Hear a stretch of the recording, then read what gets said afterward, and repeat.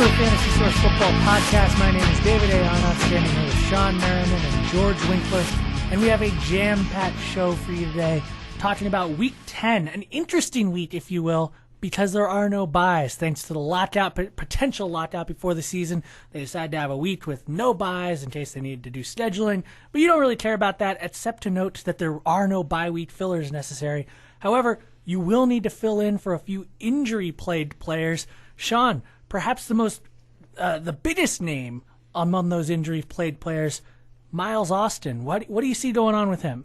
Well, the initial deal that we've heard is that Austin is going to miss 2 to 4 weeks, which is disappointing to owners. Obviously, this is his second injury that he's had this season, and after a huge start, it seems like he's not able to get healthy in an offense that seems pretty pass happy and that he could succeed in. To mention, they did not bring in anyone outside of the organization. They said that they aren't going to sign any free agents, which makes you believe that that's a legitimate 2 to 4 weeks, hopefully leaning towards the 2 more so than the 4. So he'll be around for that stretch run. Like I said, that's a pass-happy offense where maybe Dez Bryant owners will benefit in seeing more production for him. Another guy that we'll talk about later, Laurent Robinson, is a guy who's had a couple of 100-yard games and should be the fill-in for Austin in that offense. Now, you mentioned that they're pass-happy. We know that they have Witten, they've got Bryant, they've got Robinson, fairly talented guys to begin with. But do you think that they'll have any kind of impact on the running game? Perhaps might they decide to run a little bit more given that they don't have their very best receiver? Well, it seems like DeMarco Murray's done a great job for filling in with that Felix Jones injury. From the sounds of it, Jones should be back within the next couple weeks, but I wouldn't be surprised if he's lost his starting job to Murray the way that he's played. So yes, with Austin out, I think the reason that they've been so pass happy sometimes is because they're playing from behind. Tony Romo's been extremely inconsistent. Sometimes he'll be great, sometimes he won't be. So having that nice consistency in the run game with Murray is certainly a benefit with Austin out or in. Now, another wide receiver, big-time fantasy wide receiver who's been having trouble with his legs, Hakeem Nicks. George, what do you see with him going on in New York there?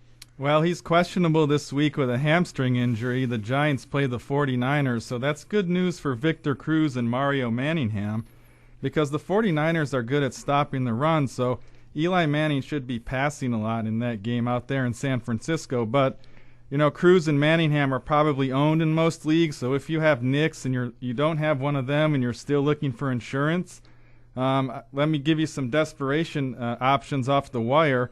San Diego's Vincent Brown looked good last week against the Packers, playing in place of Malcolm Floyd, so if Floyd's out again this week, he has a good matchup against the Raiders, talking about Brown. Damian Williams with Tennessee could see more looks if Nate Washington's hip injury limits him. And then for PPR leaguers, we're looking at Austin Pettis of the Rams. With Greg Salas out for the season, Pettis is the new slot machine, so to speak, in St. Louis. So all desperation options to be sure, but that's what's out there right now. Now, do you think Pettis, in St. Louis and with the Rams, all the receivers are out for the season, it seems like. But is Pettis a better option, say, than Brandon Gibson, who was actually inactive a few weeks ago, but now is suddenly one of the top 3 receivers there? Yeah, I think he is, just because he'll be playing inside the slot, and that's going to be in the middle of Sam Bradford's vision. That'll be the first guy he sees. Oh, he sees him. Okay. And they have a good matchup this week against Seattle, so for a 1-week desperation rental, he could be a good guy. Now, moving away from receivers and into the backfield, there's a situation this Thursday night. Remember, Thursday night games starting out. San Diego's Ryan Matthews seems to be having some trouble. What do you see going on there with him, George? Well, Matthews has a groin injury, and he was limited in practice earlier this week. But I think if he's active, you need to have him in your lineup against the Raiders because the Raiders just made Willis McGahee look like Priest Holmes last Sunday, and Tim Tebow ran for 100 yards against them. So the Raiders' run defense is awful. I think there'll be enough to go around for Tolbert and Matthews. if Matthews is active, he should be in your lineup. Now, Sean, on the other side of the ball there, Darren McFadden, apparently he's having trouble. Was he in a walking boot? I heard something about that. I mean, that's got to be devastating for his owners, especially given that Michael Busch, his backup, is good enough that somebody else may have actually decided to use a roster spot to stash him. Right. It makes you really feel like an idiot if you didn't pick up Michael Busch when you drafted Darren McFadden, that's for sure. When McFadden had the injury a few years back, he came out of the game, but he stayed on the sidelines. So it seemed like his owners thought, okay, this will be a short-lived thing. This wouldn't be something that'll go on like it has. McFadden is still a possibility that he'll play, but from the looks of it, I believe that he probably won't suit up this Thursday. It'll be the Michael Busch show. And Busch has been really productive in McFadden's absence thus far. Now, we're talking about changes that you might make to your lineup right now in Week 10. There are only a few more weeks left before the fantasy playoffs.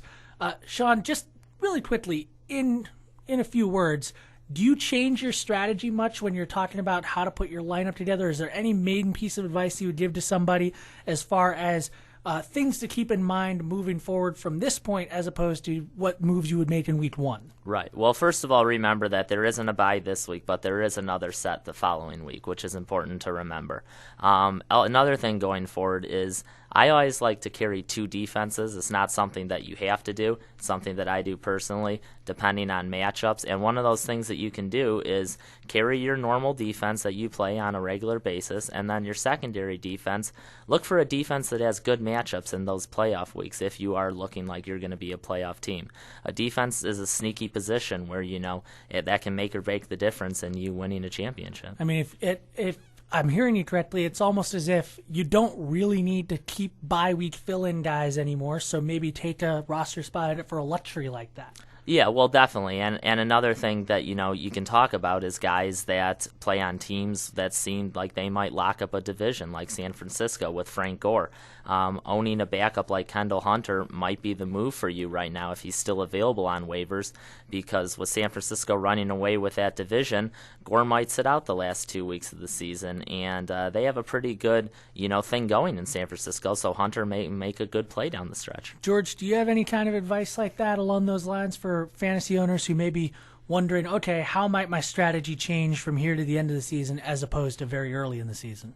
Well, just following up on what Sean said, I think when you're through the bye weeks, you'll start to see a lot of backup quarterbacks, backup defenses, tight ends become available on the wire. So if you have a fringe or like a not an every week starter at one of those positions, it's a good time to go out on the wire and bargain hunt and start to stock up your bench to play the matchups down the stretch. Oh, so say if you've been starting Josh Freeman all along, perhaps a guy who's maybe 12th, 13th, 14th, depending on your scoring, you start saying, okay, maybe someone a little bit less fringy or equally fringy will get dropped from another team, and you can start playing matchups with him. Yeah, I mean, I saw Andy Dalton, for example, available on one of my wires. Now Dalton doesn't have the greatest matchups coming up. He has to face the Ravens and the Steelers twice each, but you might be able to sneak him in with one of his good matchups. Now, as far as the rest is concerned, we talked about Frank Gore, and I think the important thing there is not to panic too much. I mean,